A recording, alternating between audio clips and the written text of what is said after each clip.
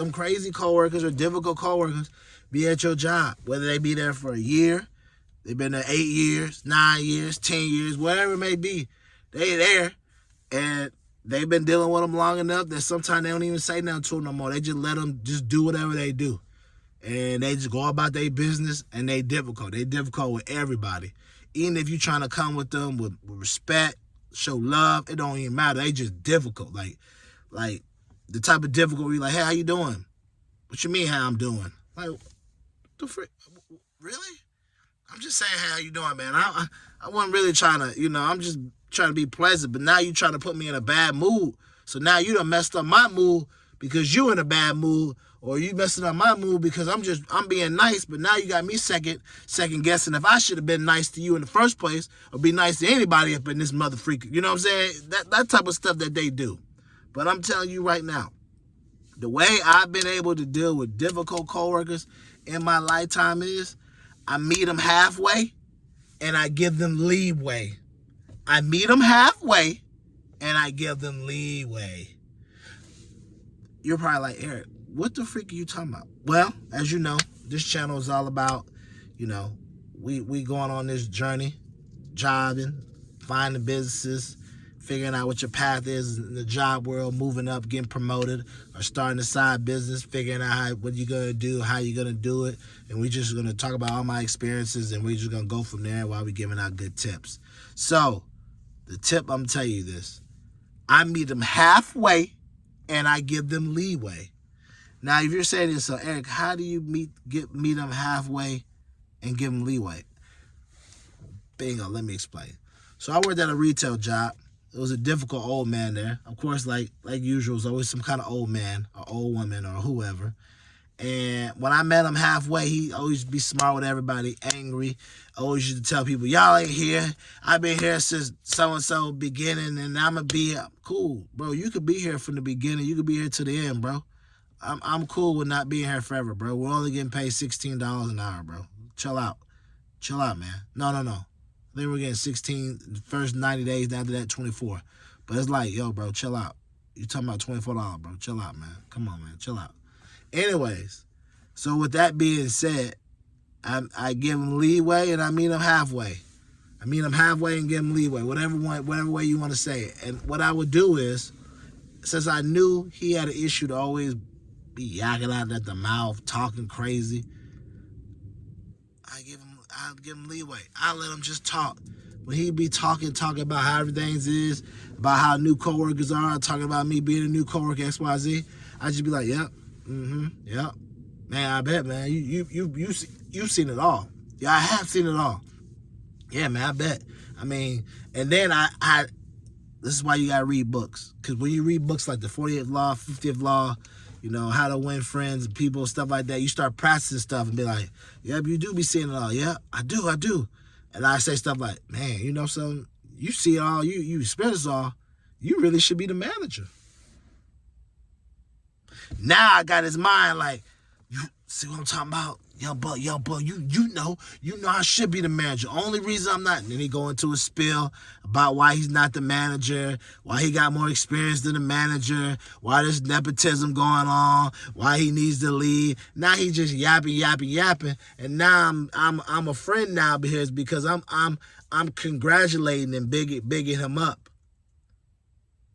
I'm meeting him halfway. The halfway is, he likes to talk about how we no good. So I'm meeting him halfway by agreeing with him that we're no good, and about how you're the best, and how since you're the best, you should be our supervisor. And now I'm starting to make him realize you should be our supervisor, but you're not. You're my coworker. So why is that? So now his mind's thinking, wondering what's going on, explaining to me why he should be. Now he's looking at me like, yeah, this young boy, he understands. I'm meeting him halfway. And then when I'm giving him leeway, I'm giving him leeway to just talk crazy. I don't care that he said all new workers are no good, we won't stay long. I don't care. It don't bother me.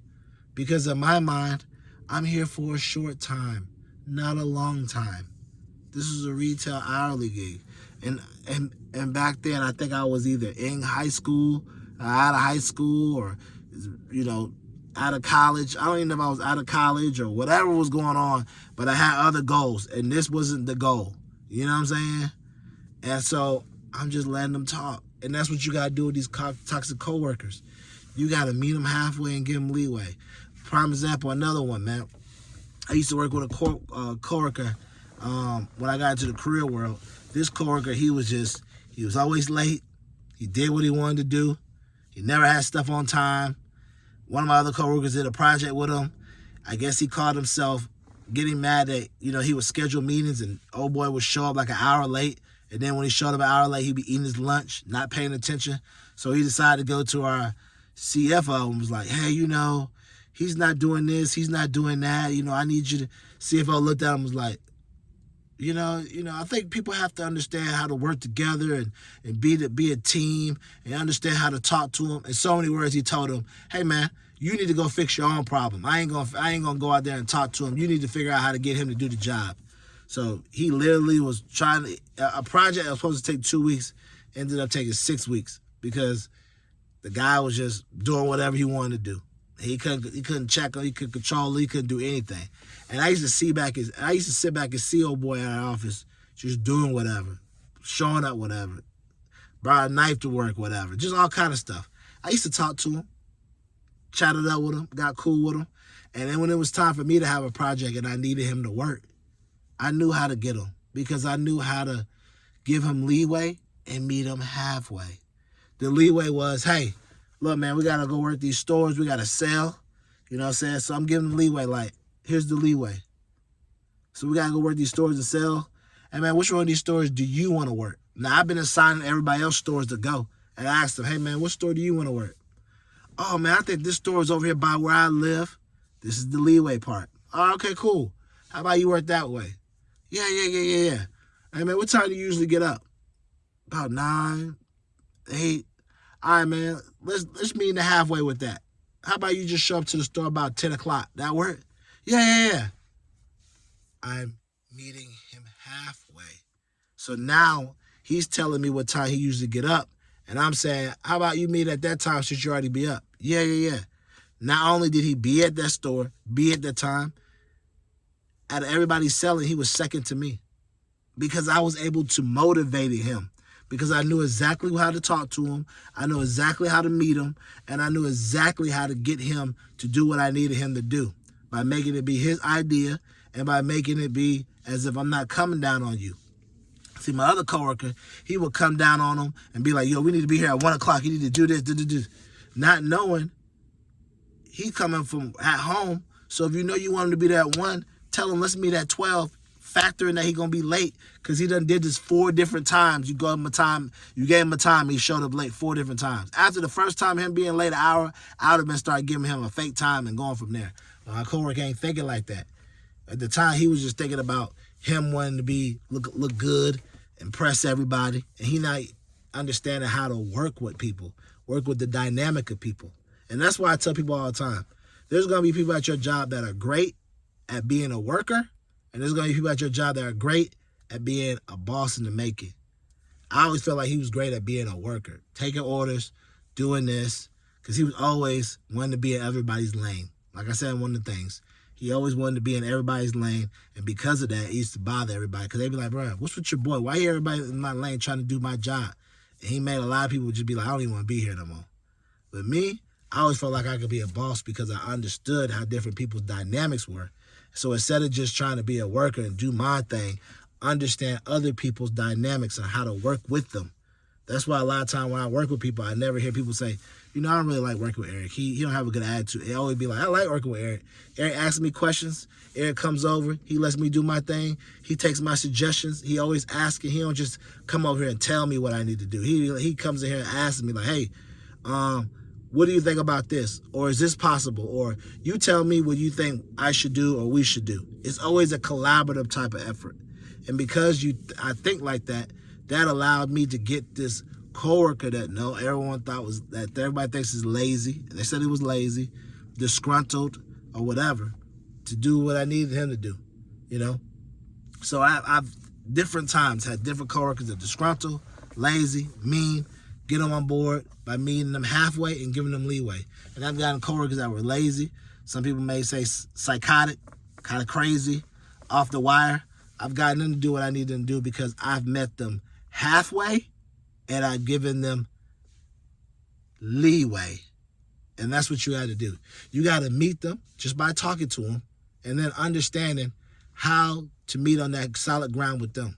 If you know this coworker is always late, give them a time at 12 because you know they're going to come at 1. If you know this coworker is always all over the place, ask them what's best for you. Hey, man, we're going to meet. Yeah. Where you like to meet?